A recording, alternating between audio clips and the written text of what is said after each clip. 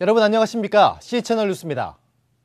연일 계속되는 무더위로 전력 소비량이 급증하는 가운데 전력 수급에 비상이 걸렸습니다. 이러한 가운데 전기요금 인상안도 거론되고 있어 반발이 예상됩니다. 조은희 기자의 보도입니다.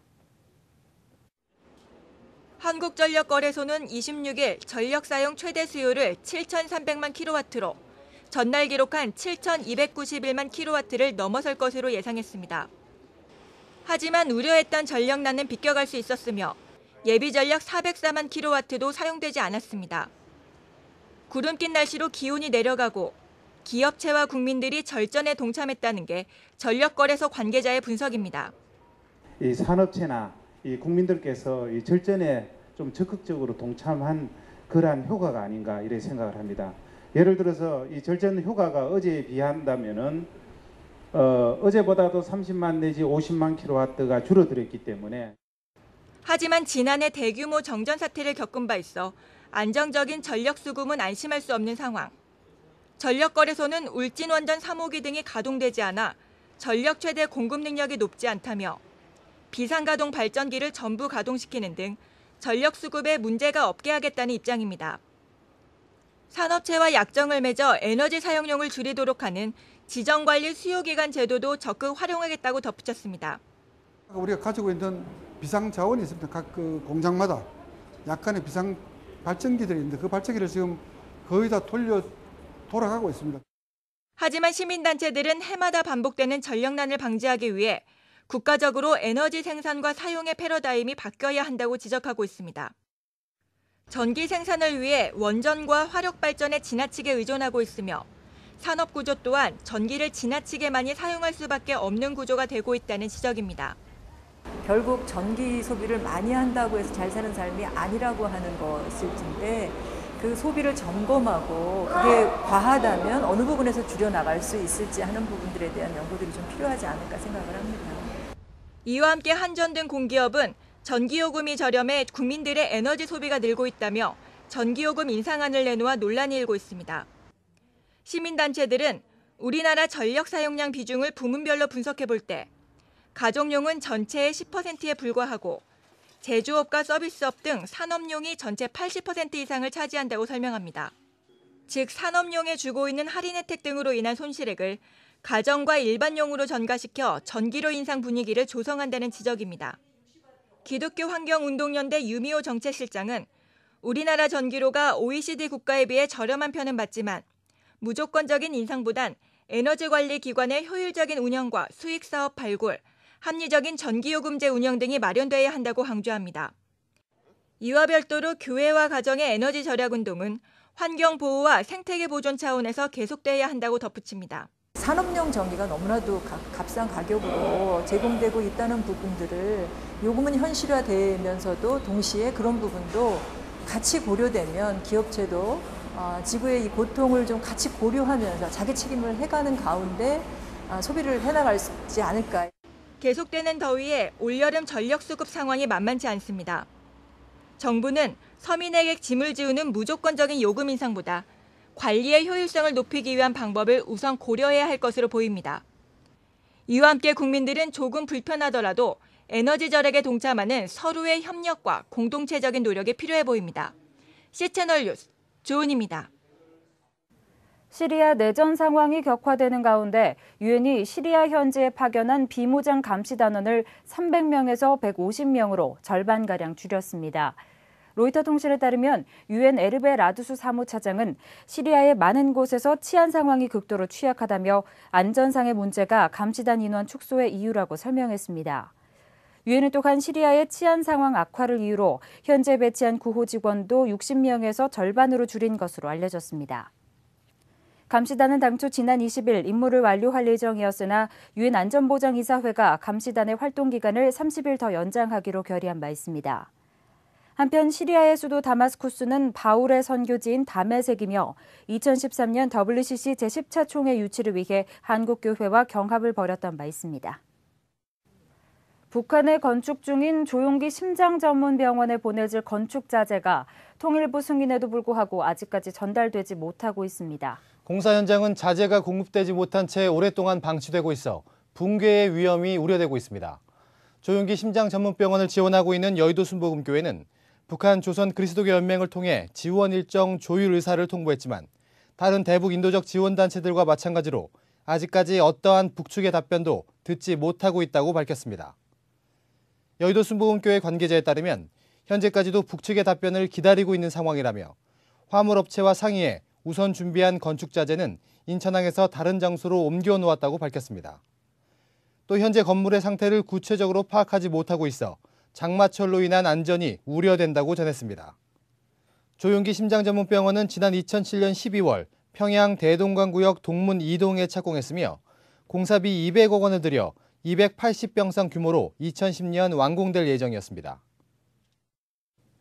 최근 충현교회 김창인 원로 목사가 세습을 회개한다는 입장을 밝히면서 김성관 담임 목사 측과 반대 측의 극렬한 대립이 이어지고 있습니다. 이러한 가운데 지난 10년 동안 당회 서기였던 노광원 장로가 기자회견을 열고 김 담임 목사의 퇴진을 촉구했습니다. 보도에 서정민 기자입니다.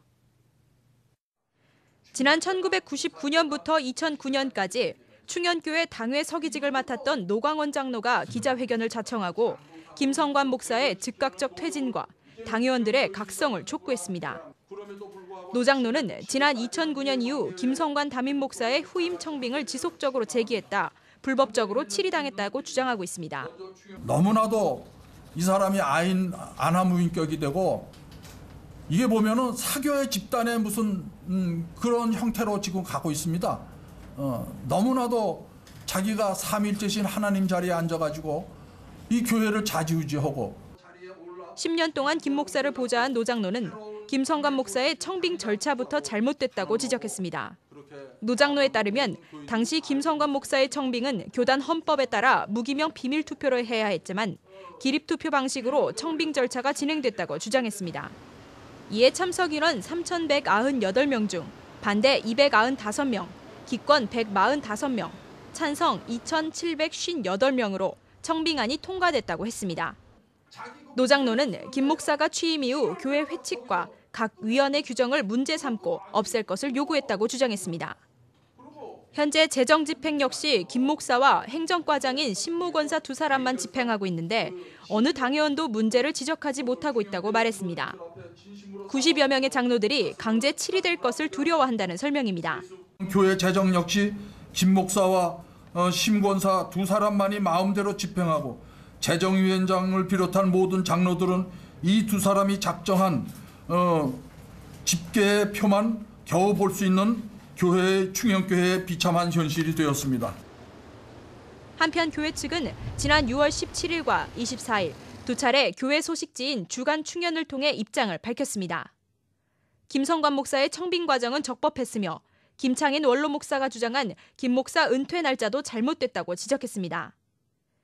교회 측은 김 원로 목사가 교회 정관에 따라 김성관 목사의 정년을 만 70세가 되는 올해로 잡고 있는데 총회는 만 71세가 되는 생일 전날까지로 본다며 1942년생인 김성관 목사는 2013년 4월 19일까지 담임 목사직을 수행할 수 있다는 주장입니다. 목사님들의 모든 그런 사항은 노회나 노회 소속이고 총회에 의한 사항이지 지교회 소속이 아니니까 거기에 결의에 따르는 사항이죠.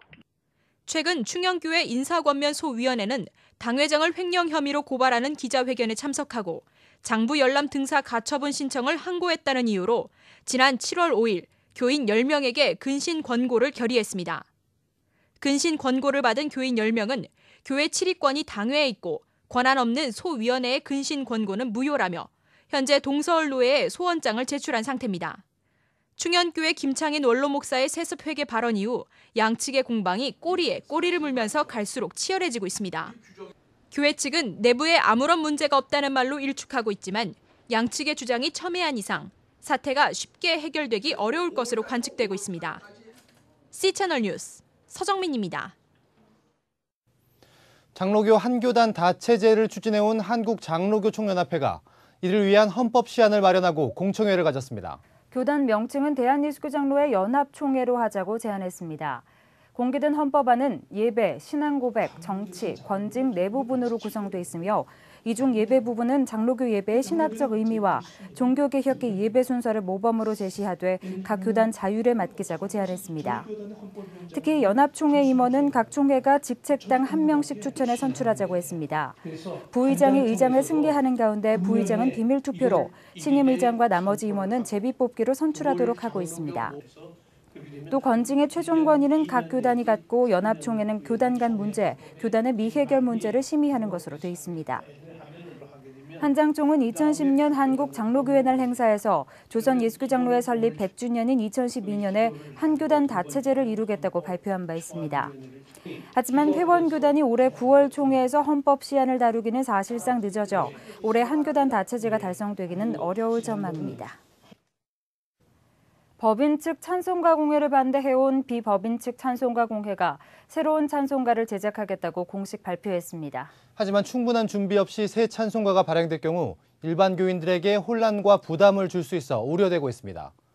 비법인 찬송가 공회는 기자회견을 열고 새로운 찬송가는 전체 530곡으로 하되 곡에 대한 원칙은 1983년 출간된 통일 찬송가를 기준으로 하겠다고 밝혔습니다. 예배 찬송 외에 70곡의 집회 찬송도 수록하기로 했습니다. 또 비법인 공회는 현재 21세기 찬송가를 발행하기 위해서는 매년 8억에 가까운 저작권료를 지불할 것으로 예상되고 내용적으로도 함량 미달곡이 많다며 새로운 찬송가는 저작권료를 요구하지 않는 곡만 수록하겠다고 밝혔습니다. 하지만 21세기 찬송가가 나온 지 10년도 되지 않아 또다시 새로운 찬송가가 발행될 경우 교회와 교인들의 혼란과 부담을 줄 수 있고 또 현재 법인 공회와 소송들이 진행되는 상황에서 찬송가 발행을 너무 서두르는 것 아니냐는 지적도 나오고 있습니다. 비법인 공회는 8월 중에 시제품을 만들어 9월 각 교단 정기총회 때 새로운 찬송가를 공개하겠다는 계획입니다. 대한예술장로회 합동총회가 다문화가정지원위원회를 창립할 계획입니다. 이장합동총회 사회부 주관으로 추진되는 가운데 9월 정기총회 승인을 우선 목표로 하고 있습니다. 가칭 다문화가정지원위원회는 올해 2월부터 논의가 시작됐으며 총회 사회부는 서울과 중부, 경북, 호남 등 6개 지역의 지원위원회도 조직해 다문화 가정을 위한 지원과 관심을 확산하겠다는 계획입니다. 창립 준비 예배와 간담회에 참석한 지역별 목회자들은 위원회 정관 시안과 다문화 가정 지원 사업 활성화 방안에 대해 논의했습니다. 위원회 정관은 규칙부가 심의해 정기총회에 상정되며 총회 승인을 받게 되면 예산 배분도 가능합니다. 한편 총회 사회부는 8월 중순 구미제일교회에 다시 모여 위원회의 사업 방향과 활동 계획 마련을 위한 다양한 의견을 모으기로 했습니다. 이 밖의 뉴스와 날씨를 전해드립니다. 한국기독교장로회가 제97회 총회 선거 후보자 공청회를 진행했습니다. 후보자들은 각자 소견 발표를 한 데 이어 교단 발전, WCC 제10차 부산총회를 위한 역할과 계획, 교회를 위한 봉사계획 등에 대해 발표했습니다. 신학자, 과학자 등 각 분야의 창조론 전문가들이 모인 창조론 오픈 포럼이 다음 달 6일 경기도 안양 성결대학교에서 11차 세미나를 갖습니다. 이번 세미나는 과학과 신학의 생명기원 논쟁 고찰, 교과서 진화론 개정 추진회의 교과서 문제에 대한 다양한 연구 발표가 예정돼 있습니다. 2012년 기독교사대회가 새로운 교사가 온다를 주제로 8월 6일부터 9일까지 연세대학교 원주 캠퍼스에서 개최됩니다. 문춘근 목사가 주 강사로 나설 예정이며 학교 수업 지도와 관련된 7가지 연수 강좌도 진행됩니다. 외국인 선교사들의 묘비명 탁본과 옛 사진을 모아놓은 전시회가 오는 28일부터 9월 2일까지 서울 합정동 한국기독교선교 100주년 기념교회 양화진 갤러리에서 열립니다. 날씨입니다. 전국에 폭염특보가 발효 중인 가운데 연일 무더운 날씨가 계속되고 있습니다. 다만 제주도는 대기가 불안정해 낮 한때 구름 많고 소나기 오는 곳이 있겠습니다. 한편 서해안과 중부 일부 내륙 지방에는 안개 끼는 곳이 있습니다. 짙은 안개로 이슬비 내리는 곳도 있겠으니 교통안전에 유의하시기 바랍니다. 아침 기온은 서울, 대전 24도, 춘천 22도를 기록하겠습니다. 낮 최고 기온은 대구가 37도로 가장 덥습니다. 그 밖의 지방도 30도를 훌쩍 넘겠습니다. 바다의 물결은 전해상에서 0.5에서 1.5m를 일겠습니다. 주간 날씨입니다. 당분간 32도를 웃도는 무더위가 계속되겠고 열대야도 기승을 부리겠습니다. 계속되는 더위에 단단히 대비하시기 바랍니다. 오늘 뉴스는 C채널 홈페이지와 스마트폰 어플리케이션을 통해 다시 보실 수 있습니다. SNS를 통한 의견도 적극 청취하겠습니다. 많은 참여 부탁드립니다. 오늘 뉴스는 여기까지입니다. 함께해 주신 여러분 고맙습니다.